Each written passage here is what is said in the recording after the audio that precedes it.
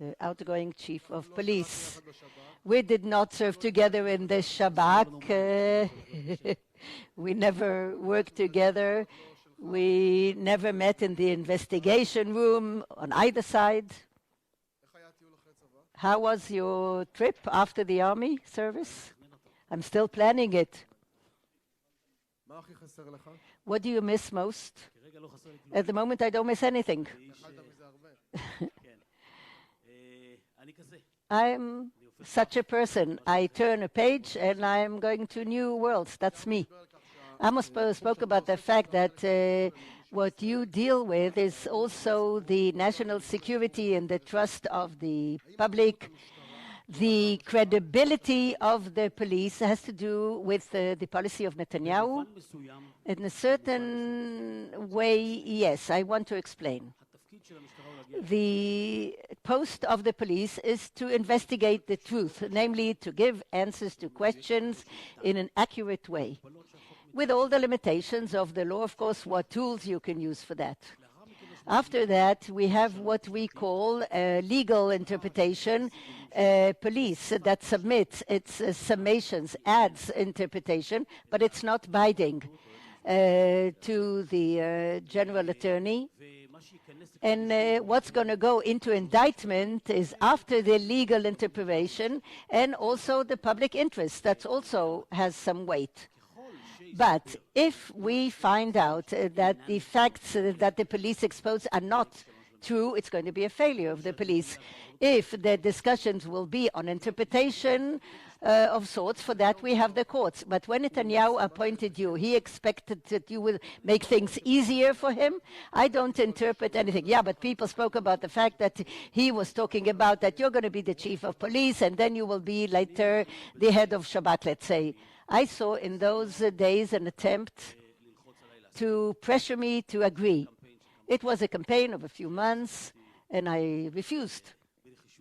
Determined it. And every attempt to lure me or to tempt me, and finally, after I did say yes, I read the command of police twice. I read it twice. I read the law, the command of police.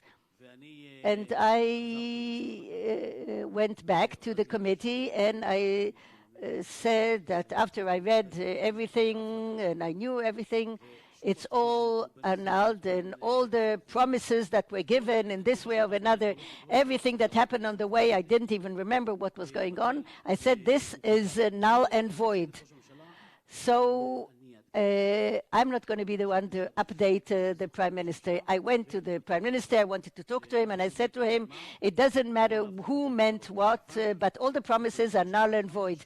Because I understood from the police how important it is for the chief of police to be independent. Were you afraid? I wasn't afraid of anything. I understood my post. I knew the police for many, many years. But finally, you live in a world of your own organization. The Shabak, we used to cooperate the police, but the perception of a role is something that you can do only when you sit on the specific chair and you analyze what you think that you should do in this position. And I think that the law tells us about it. But you, as a chief of police, do you have the authority to promote investigations? The police has great independence. That's what's important. And regarding public figures, and that's justified. The police does not have an authority, and it goes completely to the Attorney General and the legal advisor to the government. Depends on how important the public figure is.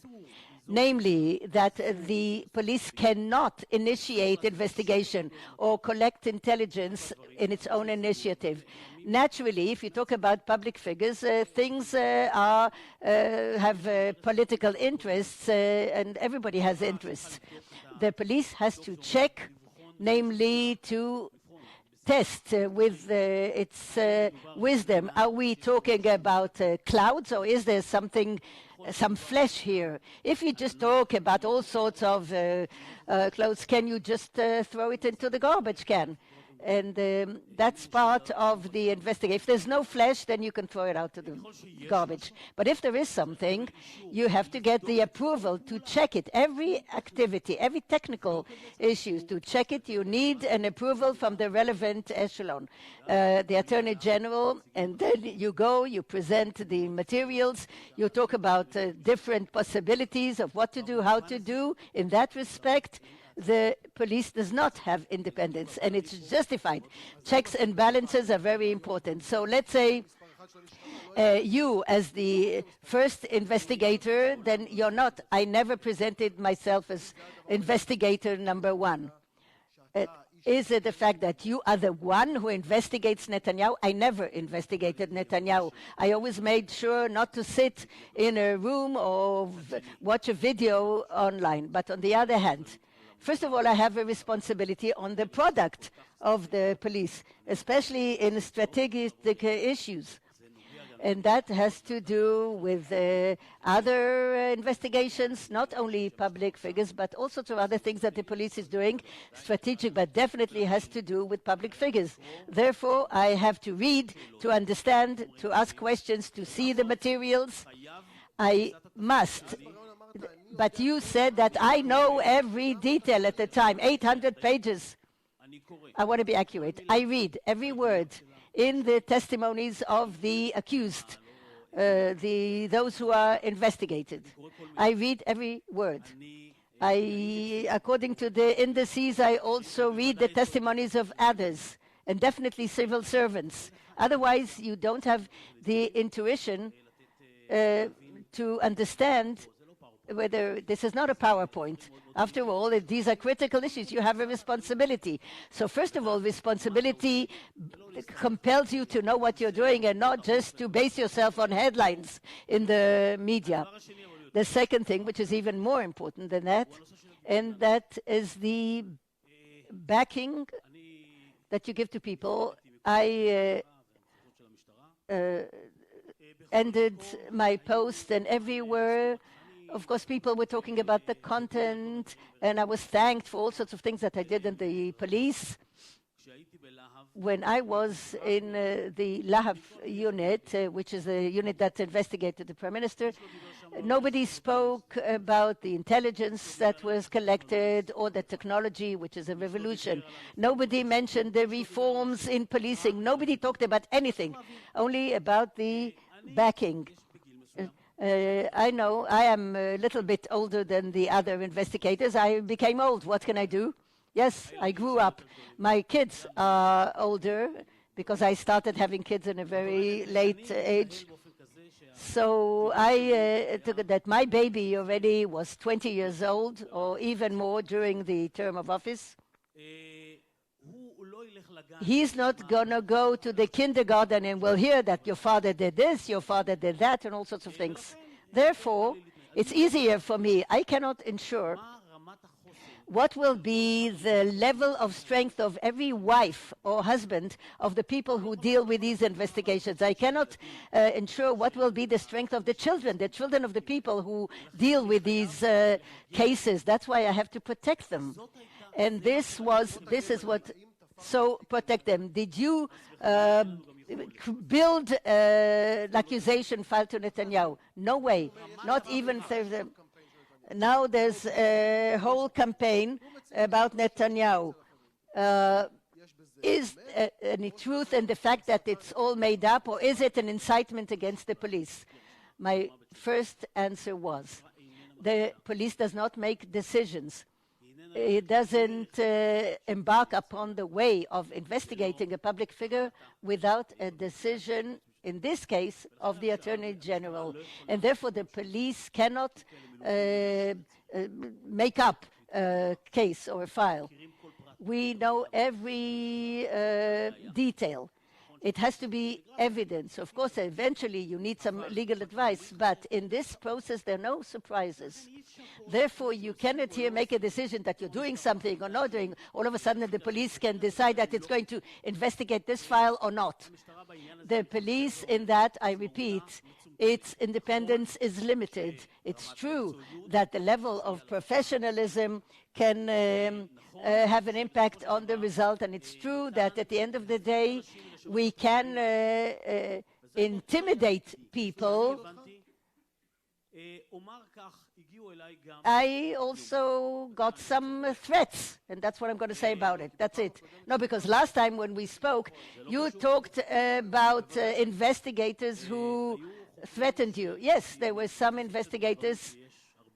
I want to make some, there are a lot of disinformation that's going on there because people read headlines and they didn't really listen to what I said in the interview. About a year before the interview, famous interview on television, 6 months before that, some private investigators were sort of snoozing around our investigators, and I understood that it's frightening. They started harassing the family, the neighbors, and we knew it's happening, so we knew who are the private investigators and what they're doing. Why didn't you expose them? Why didn't you? I'm telling you. In this case, there were two possibilities, either to go to a covert investigation that will take a year and a half and to make an issue out of it, or to stop it. And our decision was, by the way, in coordination of the legal advisor, to expose it to the public and to say that this is something that's incorrect, it's unacceptable, and hopefully it would stop. So I went out, I exposed it about a year ago to the cameras, I remember exactly when, and I said whatever I had to say, and it stopped. There was also a condemnation that came out. It stopped. I achieved my goal, and I suggest to anyone who thinks still that we said something correct or not correct to read the verdict of the Supreme Court, and it decided that we worked exactly the right way. The police can continue covertly to stop investigation, to put it in a different order of priority, all in coordination with the Attorney General, but the court said that we did exactly the right thing, and I think that perhaps the mere fact that we exposed ourselves to the camera maybe jeopardized a certain investigation, but the priority was to put back the silence, to allow us to act. That's why it was important for me to give a sense to the investigators that I'm not standing aside, I'm supporting them, I'm giving them backing. At the end, there's a police. It's not this private investigator or another. You know, there are systemic leaks from the police. Once you said that you're going to stop these leaks, and today we saw 121 cases of leaks. Did you ever leak? No, I never leaked anything, and the government and the police didn't. The journalists know that the police does not leak anything out of the investigation. You can check it with all the reporters. They're very frustrated, and the police. I'll tell you what we did do.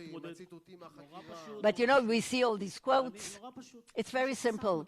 Anybody who knows investigations, even a little bit, I'll give you a short course. The people who are investigated cannot speak to one another, and therefore, if I were ask you now, the next time I ask you, did you speak to me? So you don't know if I do know if you spoke or not, and you're not going to tell me. So what do? You give the information to your lawyer. He does as well. The lawyer issues a statement. Both of you, you're talking to each other, but you're jeopardizing the investigation. As opposed to an investigated person who can be a criminal, no matter where from, Tel Aviv. A public figure has to also maintain his position, so he's not keeping silent. So many times the leak is in order to make the investigation ridiculous. The third thing, and it happens a lot, there are leaks in order to make the police a suspect in leaking. I myself also jumped in these situations because you read in the newspaper a question, answer. So although I'm quite experienced, I always asked for the minutes. And when I saw that there's no connection whatsoever between the minutes that happened and what was printed, I saw that people are manipulating in order to say, here, you see, the police leaks. facts from the investigation. And the most important parameter, we check everybody, all the police and anybody who's a candidate to the police. We check. I did it the first month on. We were after the tender. We check, and the check is computed, and part of it is how to give information to an unauthorized factor. So polygraph, before the polygraph, before the lie detector, in all the computers, in any, I tell you that after, I think 18,000 such tests, non-issue. The second thing, we have an occupational lie detector, and we started testing after we finished everything. We started checking 18, all the heads of the branches, all the heads of the units of investigators, they were all had to go through lie detector, and the question was there and became a non-issue. And now I ask anybody in the state of Israel, I don't care if it's called the general attorney or the public defense, that they should come and say if they do a 10% of that. If they do 10% of that, so you say if you're investigated for leaks, you're going to come out clean. Not only that, I wrote a letter, also in individual cases, and I wanted them to investigate the real severe leaks, and we, of course, volunteered to be investigated like anybody else, because I know the result. If the Prime Minister waged a personal campaign against you, we also in the media what was said about me personally. I didn't take anything personally. I'm a public figure. I give respect to all the political leaders, you know, everything that has to do with security, all decisions that have nothing to do with enforcing of the law. And I distinguished quite clearly. I come to a discussion, is Prime Minister, but in the investigation room, I have to say to him, Mr. Netanyahu, and I have to investigate him. I cannot be confused between the two. It's not personal. You're not going to catch me. I want to explain to everybody. You're not, I was never caught, ever, calling a minister by his name, any minister at all. We're not buddies. Even if I was his commander, he was my commander. Mr. Minister, I say, I address him with a WhatsApp and I say, Mr. Minister, I think that's the right way, to create a wall, a definite wall, not that somebody comes as a chum or a buddy. As long as he's a minister, I address him as a minister. And I think this wall is very important. Let's talk about the Attorney General. Is the criticism against him justified? No, I don't think so. I don't envy him. He didn't just... I tell you, his position is to criticize and to restrain. Otherwise, this position wouldn't exist. As opposed to any investigation that we can do 15 things at a time, it's obvious that before they approve anything that has such significance, dramatic, you have to do some things before that to know that the evidence are there before he approves an investigation. Had it been somebody who was not a public figure, then you do it, there's no problem, even with a lower level of suspicion. And that justifies, because at the end of the day, these balances exist because the public figures also receive many more complaints than anybody else. And on the desk of the police, there are many more. So again, an investigator can sit and say, why does it take him so much time? Why does he drag his feet? But, you know, he looks at it. All these people have to look at it, and they all understand that the checks and balances are required. And I think he's to the point, he makes the right decisions quickly.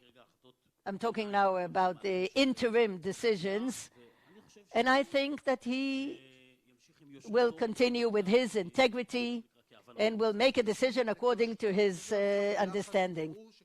Of course, he's under pressure now because any decision he makes, whether to dismiss files or to indict, exposes him to criticism.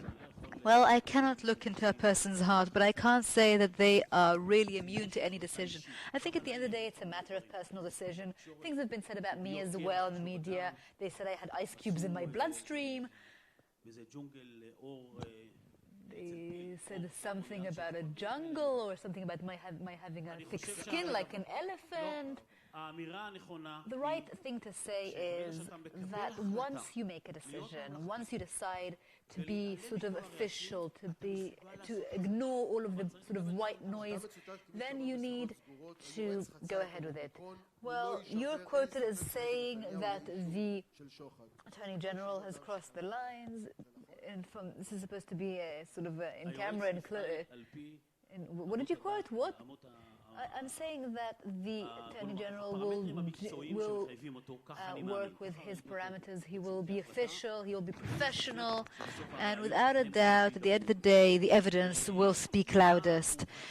Whether he's crossed or hasn't crossed, that's something I said maybe behind closed doors, but I will say that whatever the police force, the Israeli police force, decides and says that has been done, we've said to the public, together, of course, with the General Attorney's Office. Yes, we all see this. We have a certain sort of range, what we could do, what kind of legal interpretation we can give. At the end of the day, we're all working together, and I don't think this is something that will be a point of contention. At the end of the day, legal interpretation is something that only those authorized to do so will decide on. Ben Caspit said that you said in a Shabbat conference, in an ISA conference, that you never thought you'd get to where you got. What did you mean? I don't know what he means. No, you said that. He said you didn't think you'd ever get to that point. I think that at the end of the day, I lived with the political echelon for many years, and it's very clear to me that a political echelon is what it is, and a professional echelon is what it is, and tensions are sort of structured, and ambiguity is structured, and I wasn't born yesterday, and I just happened to put in quite a lot of my time into political science and studying political science. At the end of the day, I have gone through some difficult periods of time, a lot of pressure. Everyone realized that it has an impact, and I just made a decision and I followed through with it. And during those times I continued and we continued. I'm not working alone. There's an entire organization behind me, and an important one, and we continued to work not under the pressure, not because of the pressure, but according to what we believed was right. Whether it was good, whether these pressures were, relevant, what should have been there. Well, there was some damage done, but we all need to think what would happen tomorrow. We have one country, so let's think about that. Let's talk about that. Member of Knesset Dudi Amsalem said that if the Prime Minister is convicted and will be indicted for bribery, then millions will go out to the street. Is that just an exaggeration by a politician, or do you really see that happening? I'm not a commentator, and therefore I don't want to interpret this and talk about, sort of try to interpret what politicians say, but I do want to say that we have social responsibility, all of us, the professional echelon, the political echelon, and we need to think about that. Was the decision not to let you go on for a fourth year, was it political or professional? I don't want to be a commentator, but you can be, why not? I just want to say that after 18 months, I knew that if there will be a decision required, and there will be a situation where there will be no decision, then my time in office will not be extended, but I continue to work as I am. Did you talk against any candidates to replace you, Levy and others? Well, this is really just madness. I will explain. I am a police officer, and therefore I need to report. I have a duty to report, some by law, some by rules and regulations that were put together in the Ministry of Internal Security. The minister, we received everything that I had to report to him about, whether it came to occupational suitability, and I only gave him one report in particular because I thought it would be important for him to know something that I didn't have to report, so that it wouldn't come out otherwise. And that was how I completed my duty towards the minister. The only thing I didn't know how to do, because it was clear to me that when I am asked the committee, because there's obviously no scenario where the head of the committee is not there, so I knew I'll tell the truth. And I asked the Attorney General. I said, what should I do when it comes to you? Do I have a duty to report? I don't know of any such duty. Do I have to report anything to you, yes or no? Because maybe you should base yourself on what I am reporting to the minister, and you'll only give an opinion. But just let me know whether I'm okay. I don't want to humiliate you. And he got back to me, and he said, you appoint your sort of a legal representative, and I will do mine. He appointed Dana Zilberberg, and everything that has to do that, everything that fell under the category of duty of reporting, I actually did. I never read the Alsheich report to this day. I had to report, and I reported to her, to the legal representative of the Attorney General. I reported everything to her. Before I went to the Wahlberg committee, she asked me to send these documents. Apparently there were 3, not 1. She wanted to send these documents to me in order for me to read them before the committee, and I said, no, I don't mean to read them. I will speak to the committee. I will answer their questions about anything that I dealt with as the chief of police. Why should I look into things that happened 5 years ago? If there are any questions to the committee, then they will address it. And until this moment, I have not read the Alsheich report. I noticed that you wear a kippah. You're an observant Jew. And I wanted to ask you, is the religious settler sector who call you a leftist and a traitor and a Moser, were you disappointed? I have news for you. That sector don't call me traitor or Moser or anything else. I really am treated like a king by them. There is tremendous effort made by the media, and some media sort of in the sector, where they said they had a criticism against me. However, in no place have I been and have I not been treated as a king.